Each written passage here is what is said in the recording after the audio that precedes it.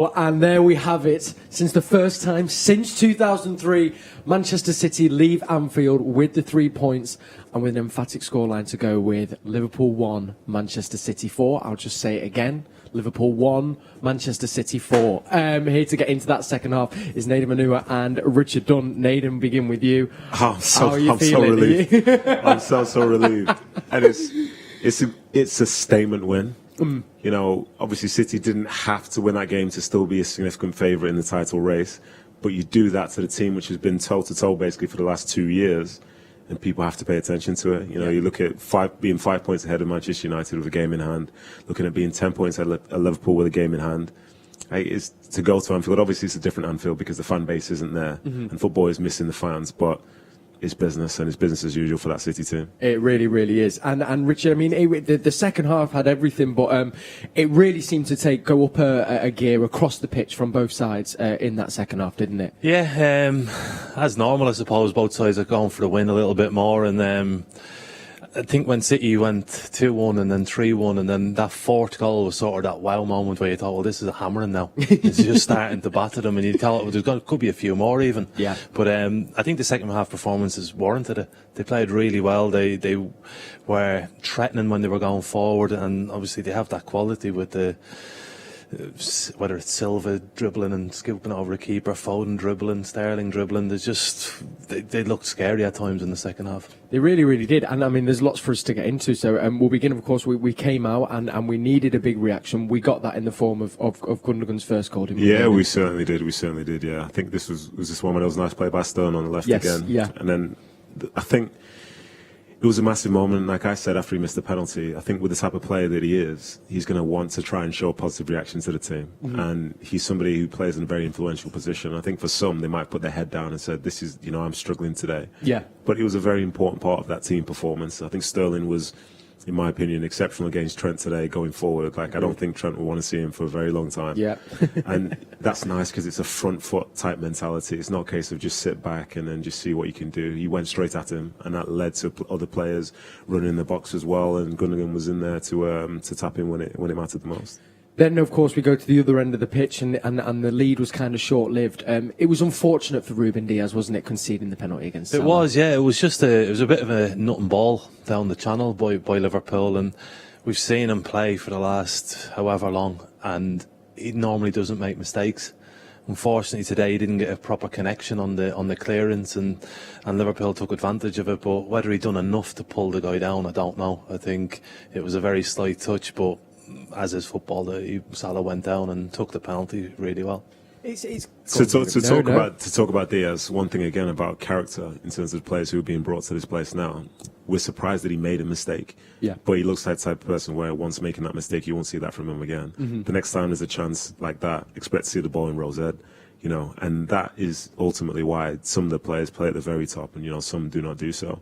It's just, this game here has essentially been decided by mistakes. Yeah. And Liverpool have ended up making a lot more than City have done in that time, and City punished them. Yeah. You know, and if to jump ahead just a little bit, if that's all right. Yeah. If we're going to talk about the mistakes that came from Alisson, they're only mistakes because City made them into mistakes. Yes. They applied pressure in the right areas. They were pressing high up the field, which is what we love about what we love about the team when we see them at their best, because they could be a team that could have just retreated back and Alisson could be playing the ball to whoever he wants. But City have to put the bodies in there, and they do it.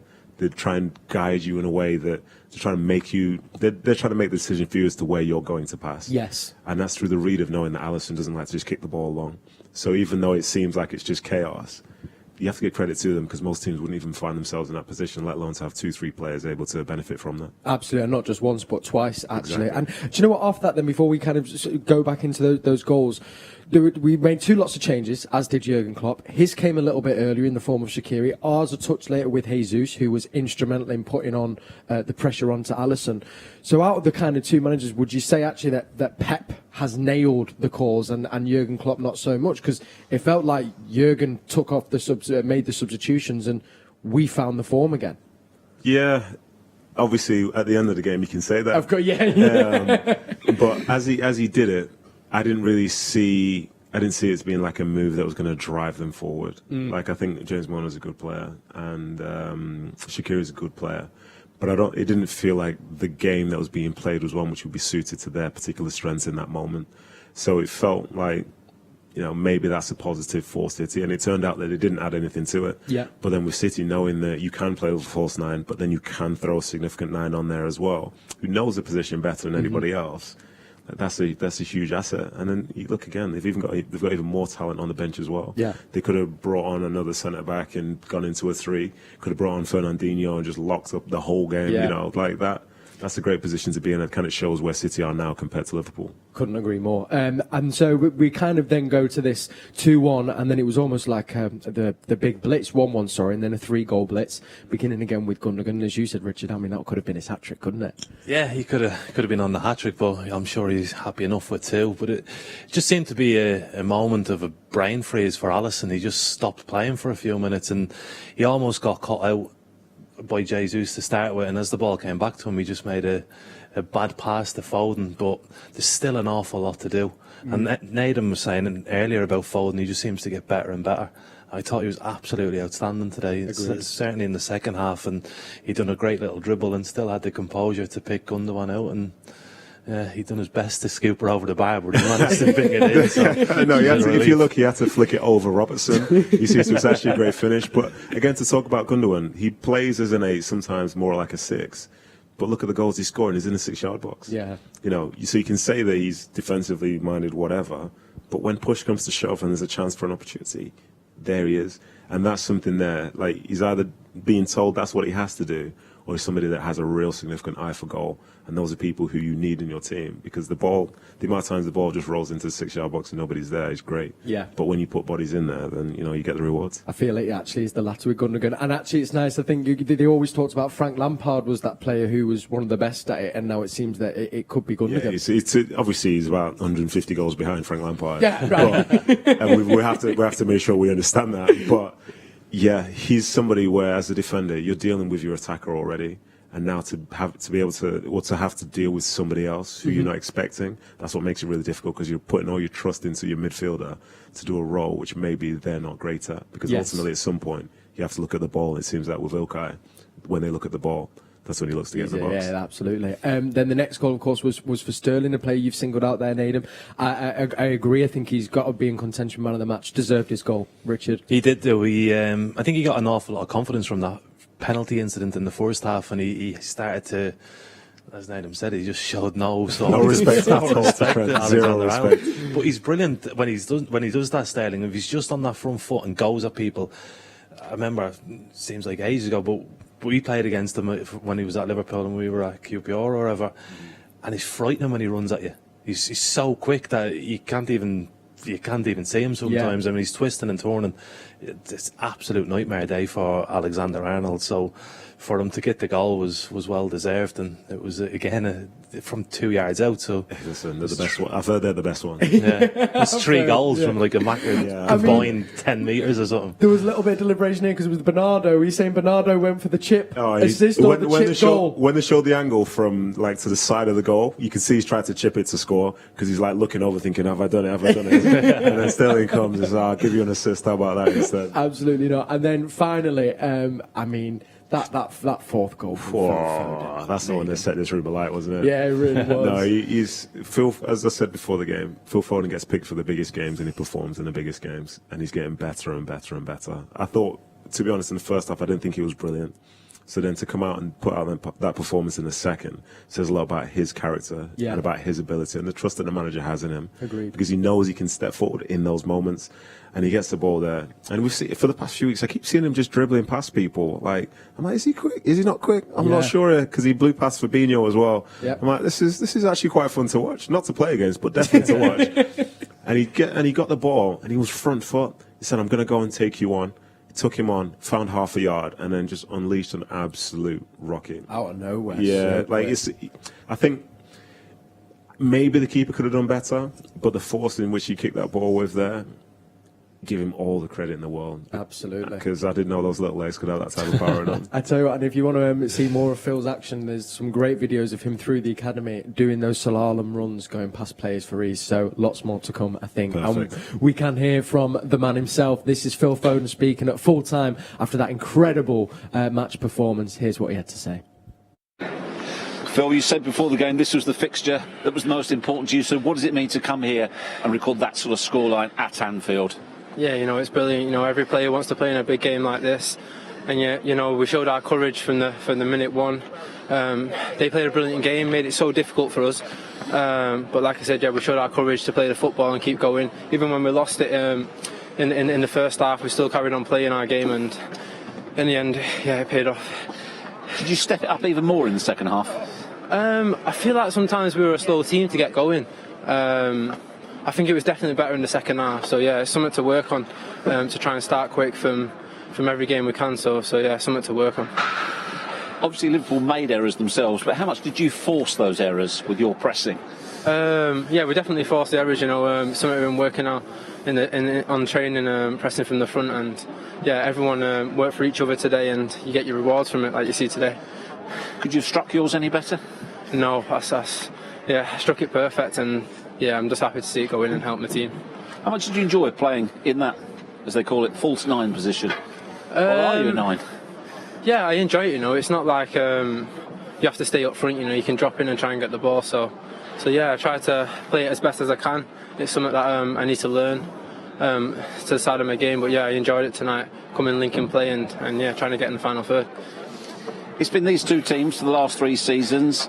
They are the current champions. What is the significance tonight of a 10-point lead over them? Yeah, it gives us every chance to go on and win it now.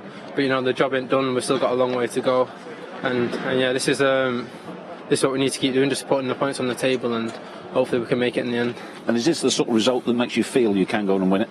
Definitely. When you beat the champions, everyone's confidence goes sky high. So yeah, it can only help us a lot coming winning here. We haven't won here for a bit now, so since 2003, believe it or not. There you go. So we haven't won here for a bit. So yeah, we're just happy to win today. Well done. Thanks, Phil. Thank you. It is a bit longer than I got given a funny stat in the studio saying that last time we won at Anfield, Phil was 3 years old. He was 3 years old the last time that happened. I mean, Richard, for fans, to know that he is City through and through, and I think I said in the show before, great to read this week that he says he can't see himself playing for anyone else but Manchester City. A lot of exciting things to come. Yeah, you got years of enjoying him growing and maturing and becoming possibly one of the best players in the world. There was a time, I suppose, when people were saying, is he potential and will he get into the squad, will he get into the team?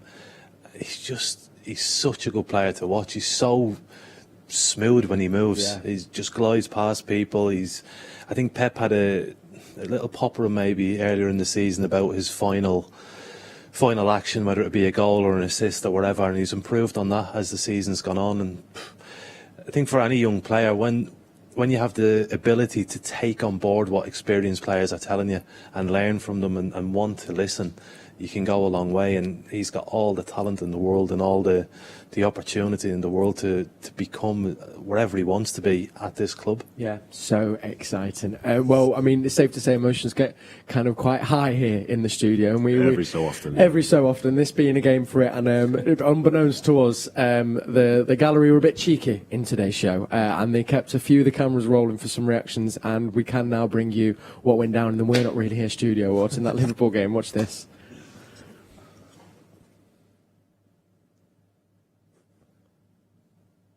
Okay, I can't. Well, that was for the penalty, wasn't it? And we kind of all knew, didn't we? We knew. We were like, okay, fuming. You left. I left. I had enough. We were well and truly off. And there was the second one. There we go. The third one. This one you nearly got bumped over the chair. I think or it might be this one actually. That was the Phil Foden one.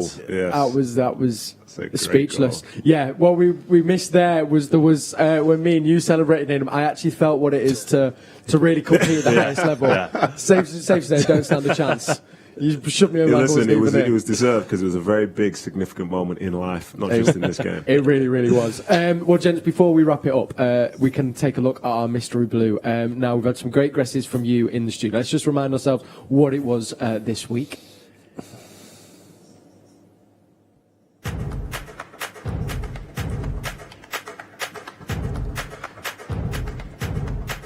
Nicholas Jensen, and that, Richard, was your call straight away, wasn't it? Yeah, I actually thought it was him a couple of weeks ago. So just keep repeating it, keep going for the same one. But now I've seen him earlier when you're showing the Liverpool and City games from before, and I've seen him in that, and thought that's nice, him. very well played. My captain spoke. You always follow your captain. And look, it's a great day. We had guests from City fan Matthew 522 on Twitter. He thought it was Claudio Reyna. We said a guest of Mark Kennedy from Ickle Mrs G on Twitter. Dan 965 he guessed Kevin Horlock, and quite a curveball one, but we'll put it in there. Ray and Lee 10 on Twitter guessed Edin Dzeko, but the answer was indeed Nicholas Jensen. So gents, let's just have a quick look at our next 5 fixtures. Of course, we have the FA Cup in the middle of the week, then the next big game against Tottenham. I'll just bring up the final ones on my laptop here.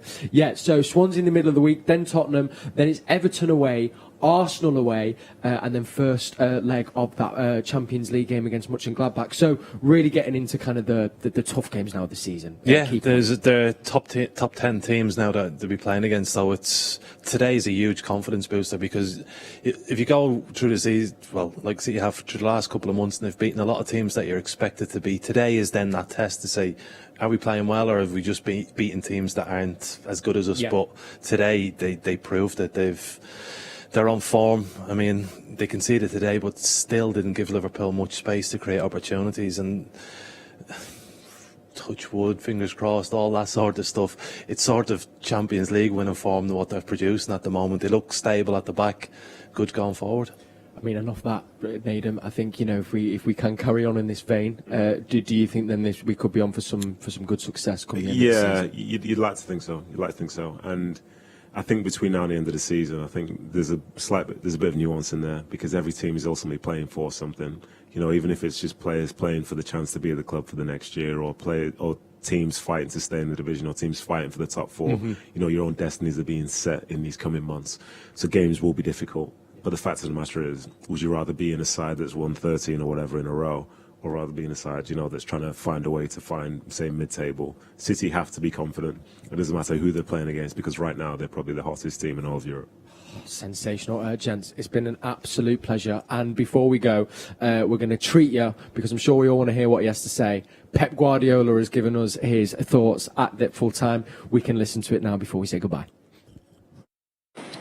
Pep, you know, you've had to wait a long time for a victory here, so how good does it feel to not just come here and win, but win in style as well? Yeah, we're playing the way you have to suffer here. Hopefully next time we can win, we'll be with people. Anfield is always impressed, but with people is much more. But yeah, a huge victory for us after many years. This a group of players deserve to break the record, is this group of players. And yeah, 3 more points at the end. And but especially, I take in consideration the fact that we won after miss a penalty, after concede a goal 1-1. The way we react, still playing, and after the quality from Philly, the people up front make the difference. What's your analysis of the game itself, the way it panned We out? start really well. Especially with a lot of passes. We cannot play like they play. If we make transitions and we have to play in a slow rhythm with more passes than usual, because when we play these transitions, they are the best team in the world doing this, alongside maybe United, but I think they have more years together to doing this. But after we suffered the 5, 15, 20 minutes the first half, we could not control the width of the Robertson and Alexander-Arnold, and the second half we adjust a little bit our setup, and after, you know, the quality the players did the rest. You've done it before, but what made you go with Phil Foden as not a traditional striker today, and what are the qualities he has that you like? No, it's a guy who keeps the ball really well. He's a guy who is so aggressive arriving, but he's so young. Still, he doesn't understand in some position what you have to do. So in the first half, he was not in right position, has to be, that we work, but he's a little bit distracted sometimes in these issues. When play wide is more easy for him, but he will learn. So after that, the action for the second goal and the 4 goals, so we know which huge talent he is. And but he's still young, and still hopefully he can understand, he can improve. because in the first half he was not in the position what we needed, and that's why we suffer in some moments to have the control. You said it's a big win. More than the 3 points, what does today give you and this group of players? Yeah, it's an important win, but as in February, of course, the gap with the fifth is big right now. When one game left, that means for the Champions League next season is important, because all the clubs are fighting for the next season being the Champions League. That is good, but of course, it's the 10th victory in a row in this period, in this year, is something exceptional. But today is time to talk about this, how good it's going. But tomorrow is Swansea, and especially Tottenham. Thanks, Pep. Well done today. You're very welcome. There we go. So good to get his final thoughts there. So Swansea in the middle of the week in the FA Cup, and then Tottenham at the weekend. And as always, we're not really here. We'll be with you for every game. Gentlemen, it's been an absolute pleasure. I mean, our predictions were well off, weren't they, today? Yeah, but that's fine. I can deal with that. Richard Dunn, thank you. Nader Manu, thank you. And thank you to you at home. Enjoy the rest of your Sunday evening. I'm sure you'll be sticking on Match of the Day. And I'm excited to hear what excuses Jurgen Klopp has for us. Until then, though, enjoy your evening, and we'll see you on Wednesday.